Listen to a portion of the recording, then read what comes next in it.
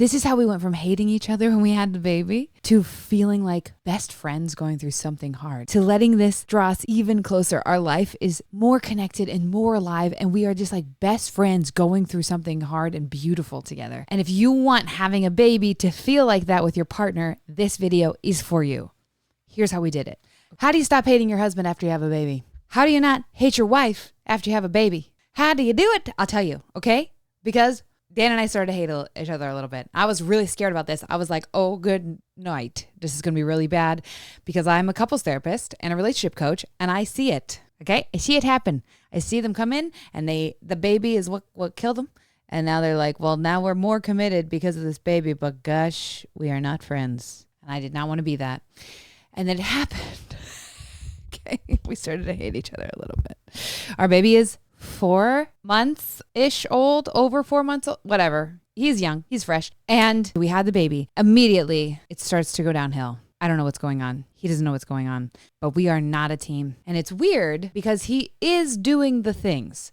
Now, if you want the really basic thing, the great advice out there, practical advice, is dad takes care of mom, non-birthing partner takes care of mom, and mom takes care of baby. Partner takes care of mom, mom takes care of baby. That's great advice. He was doing amazing at that on paper, but I felt so alone. I just felt like he didn't appreciate me or what I was doing, and he didn't understand, and I felt like he resented me, and I didn't feel like I deserved that. And so how I coped with that was I just worked really hard to be a perfect partner so that he wouldn't resent me. But when I say perfect, I actually mean better. I worked really hard to be a better partner than him so that he would not resent me. And that means I was keeping score. As soon as you get into competitive, as soon as you get into the words better, as soon as one of us starts to think, oh, I don't want to be a burden, we stopped trusting each other, and we are now keeping score. So in order to keep score in a way that I would win, my brain naturally doesn't appreciate what he does as much. And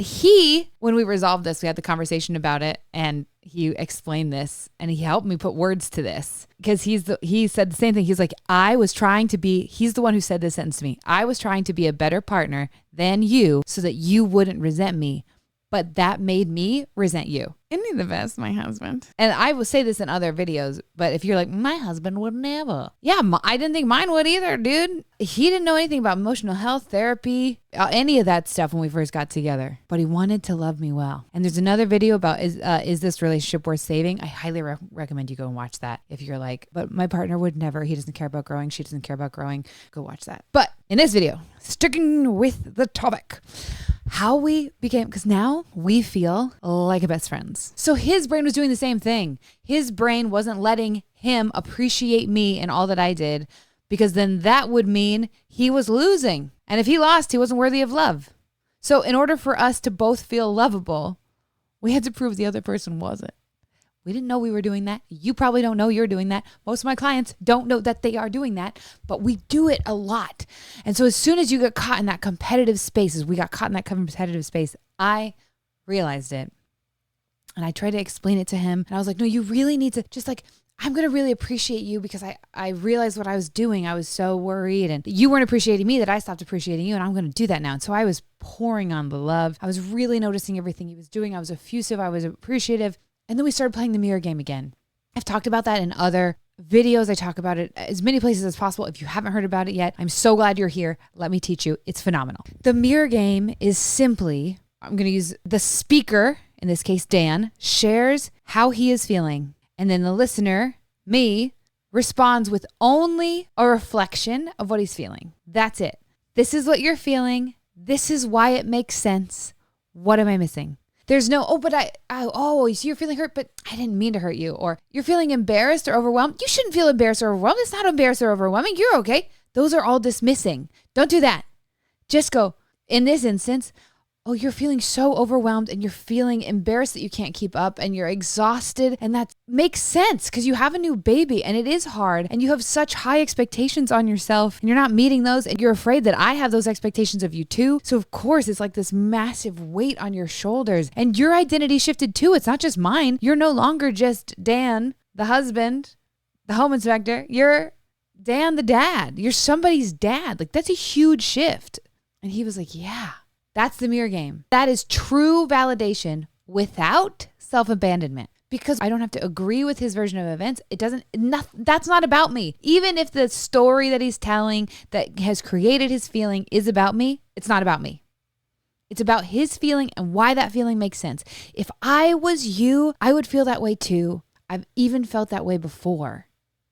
Even if I don't feel that way right now, I get why you would feel that way. It's so valid.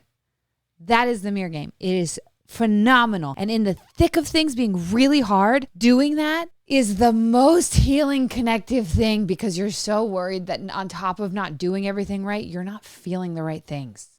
And somebody being like, no, totally makes sense, is so relieving. And here's the essential second step to the mirror game is, can I tell you how I experienced it? It's got to be two-sided. Both people need to be seen and heard and understood. Otherwise, what it'll prove to both of your brains, to his brain and mine, is that the speaker is the only one who matters. The speaker's view of things is the only one that exists. They're the only one going through hardship. They're the only one having the pain. Their perspective is the only one that exists. That's what it says to both of us. They're the only person that matters. So even if I'm not as upset in that moment, it is essential for me to say, okay, can I tell you where I'm coming from? And get understood too, so that both of us can learn, I'm allowed to have my perspective. They're allowed to have theirs. And mine doesn't lose validity. I'm still valid. My feelings still make sense, even if they have a different feeling than me in the moment. And that's what we did. And then I expressed how I felt as a mom and like how hard it was with what I was going through with the breastfeeding and the feeling of losing my husband. I miss my best friend. I'm not really scared of doing hard things. I'm scared of being left alone in the hard things. And if I know going in, it's going to be a hard thing on my own, I can handle it sometimes. Not always, honestly. But if we're doing a hard thing together, that's what devastated me, not doing it together. And I really want to do it together. And he was able to reflect, yeah, you felt really alone. So did I. And we really connected through how alone we felt. And then that was it. And now we just talk. I mean, we already, before the baby, talked in mirror game like all day without even realizing we do it. You're like, oh, what are you feeling? Oh, that makes sense. You know, I'm really feeling annoyed. Oh, you are? Oh, interesting. You're not usually annoyed by that. Tell me more. It's just pure curiosity, because it starts to prove to your body that the other person's feeling isn't dangerous. It doesn't mean you failed. It doesn't mean you're bad. It doesn't mean you have to fix it. All you have to do is get it. And once you really understand that's all you have to do, no conversation feels dangerous. It's so beautiful. How do you become best friends with your partner? Validate their freaking emotions. Both sides. It's hard to become a dad and it's hard to become a mom. And it's beautiful.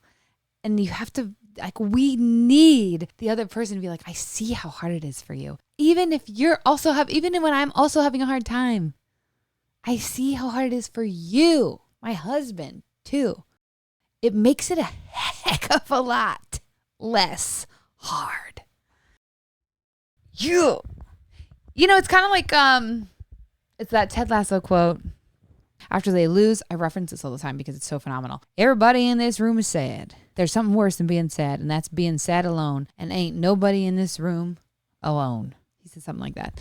And it's not the best impression, but whatever. Okay.